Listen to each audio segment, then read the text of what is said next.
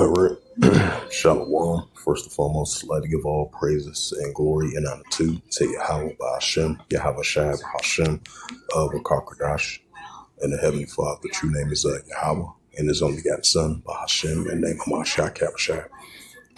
Those are the true names in the ancient Paleo Hebrew, Mashwa Kadash Little Tongue.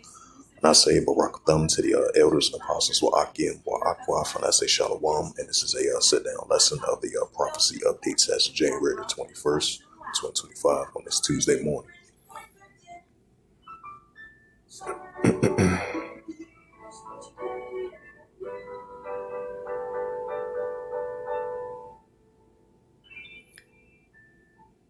And this is a news article from JerusalemPost.com as of January 21st, 2025 by Reuters. And it reads, Turkey could restart Israel trade if peace permanent trade body says. Turkey could restart trade with Israel if peace is permanent. Neil Alpalak, head of the Turkish Foreign Economic Relations Board, the DEIK, said on Tuesday, Turkey served trade with Israel last year over its war in Gaza and with the Palestinian militant group Hamas. This week, Israel and Hamas could carry out a complex ceasefire deal.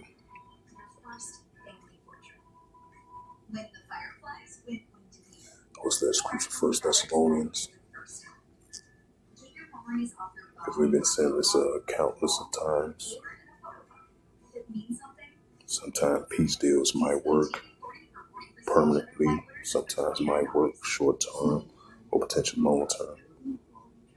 This is 1 Thessalonians 5 verse 3. For when they shall say peace and safety, sudden shall come upon them. As they travail with one more child, they shall not see it.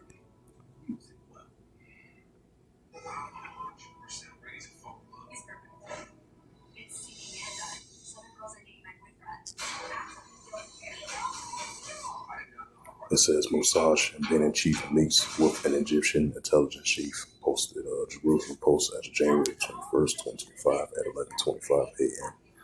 It says large fire breaks out in Japan, Osaka, near the tourist landmark. It says Tuareg's rebel alliance in Mali released Spanish hostage.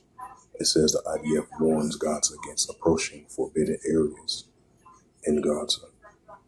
And it says from the IDF to Gazans, if Hamas keep deal, we can return to northern Gaza next week. The IDF spokesperson warned residents of the Gaza Strip against approaching forbidden areas in Gaza in the Tuesday post on X. It says, according to the agreement, the IDF forces will remain deployed in Pacific areas in the Gaza Strip. Does not approach IDF forces in the area until further notice. It says approaching the forces expose you to danger. The statement read highlighting the various restriction areas. Right, because you're still going to have potentially the resistance of Hamas and the resistance of the Palestinians. That's why you've been having some type of, still got raids over there in the Gaza Strip, Palestinian territory. It says if Hamas adheres to all the details of the agreement, then starting next week, the residents of Gaza Strip will be able to return to the northern part of the Strip, and treaties will be issued in this regard. The statement further noted, bring up that Luke.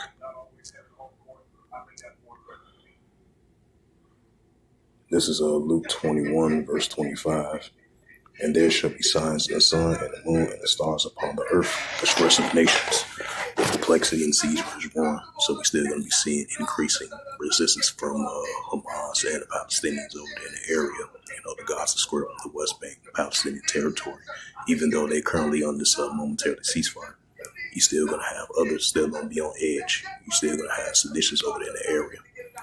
It says Luke 21 verse 25, and there shall be signs in the sun and the moon and the stars upon the earth, distress of nations, for perplexing seas as one.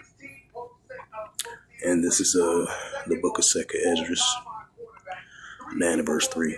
There shall be seen earthquakes, uproars of people in the world, right? More increasing earthquakes and more uproars of people in the world, because you're going to be seeing that in different parts around the world. the increasing seditions, the uprise of Lord's people of the world, nation against nation, kingdom against kingdom, more wars and rumors of wars, and more uptick of earthquakes. This is 2nd Esdras 15 and verse 15. It says, "For the sword of destruction draweth nigh, one people should stand up and fight against another with swords in hands." Even though they have a little momentary ceasefire over there, between Hamas and Israel, which is still going to have continual escalations over there throughout different parts of that area, especially over there in Western Asia, because we know the modern day sword is the weapon. It says, "For the sword of destruction draweth nigh, one people should stand up and fight against another with swords in hands." 2nd Esdras 15 verse 16, "For there should be sedition among men." Right, we're going to be seeing once again the uptick of sedition among men and invading one another. They should not regard their kings nor their princes, and of course their actions stand in power. But you're still going to have citizens rising up against their leaders in power. But you're still going to have the opposing side going against the current leaders, which we've been seeing over here in North America. The left going against the right from a political standpoint, and other different aspects of that, etc. So we're going to be seeing different categories of the aspects of the seditions in different categories. If it's from an economical perspective, if it's from a political perspective, any different type of category of that sense, which we're going to be seeing more and more throughout the whole planet Earth. Seditions, uprises, upwards of people in the world. 2nd Esdras, I just want to add a side note to that. 2nd Esdras 15 and verse 16, "For there should be sedition among men, invading one another. They should not regard their kings nor their princes, and of course their actions stand in power." And that's what we've been seeing around the world. Citizens rise up against their leaders in power. Because you have like former leaders and citizens standing up for going against the current leaders because of the unrighteous decrees, like it says in Isaiah 10 and verse 1. So in the course their actions stand in power. Because you're going to have citizens clash against one another, citizens clashing against their leaders in power. And of course, the actions stand in power. We've definitely been seeing it previously, and as recently, we're going to see that uptick more and more and more. And this is the book of Ecclesiasticus, chapter 3 and verse 8, and it reads, it says, "In a time to love, and a time of HATE, and a time of war, and a time of peace," where we're definitely still going to continue to see the increasing of the HATE. Lawlessness, iniquity, seditions is only going to increase. At a time of war, we're going to continue to see increasing wars, rumors of wars, nation against nation, kingdom against kingdom. Even if you're going to have nations trying to make solutions to de-escalate wars, but it's only going to still come. It's only going to still continue to increase. Just like I said in Jeremiah 20 verse 8, we're going to be seeing more war, evil, and a pestilence. It says, "In a time to love, and a time of HATE, and a time of war, and a time of peace." It's the book of Matthew, chapter 24, and verse 6.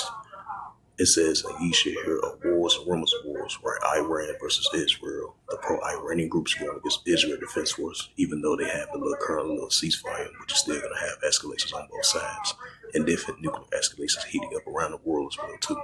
Even though these nations trying to have some type of dialogue, some type of progress on peace deals, but we're still going to be seeing the escalations between the nations. Matthew 24 verse 6, "And ye shall hear of wars, rumors of wars. See that you be not troubled, for all these things must first come to pass, but the end is not yet." Right, it's going to come to pass to be fulfilled, but it's not going to end just yet. But we're going to continue to see the increasing and uptick of the wars and rumors of wars among the nations. Matthew 24 verse 7, "For nation shall rise against nation," which we're seeing right now. Russia versus Ukraine, Russia versus NATO.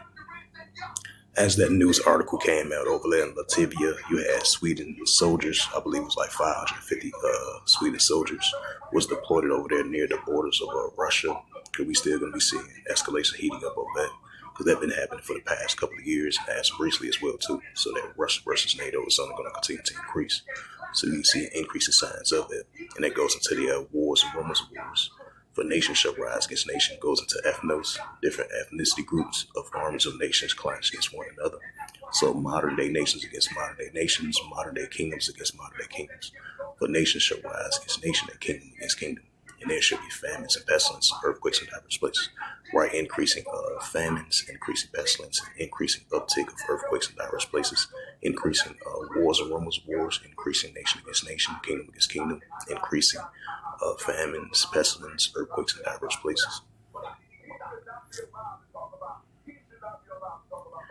Salaki, I'm gonna be back with part two. So I'm gonna have to close out right quick. So I'm back with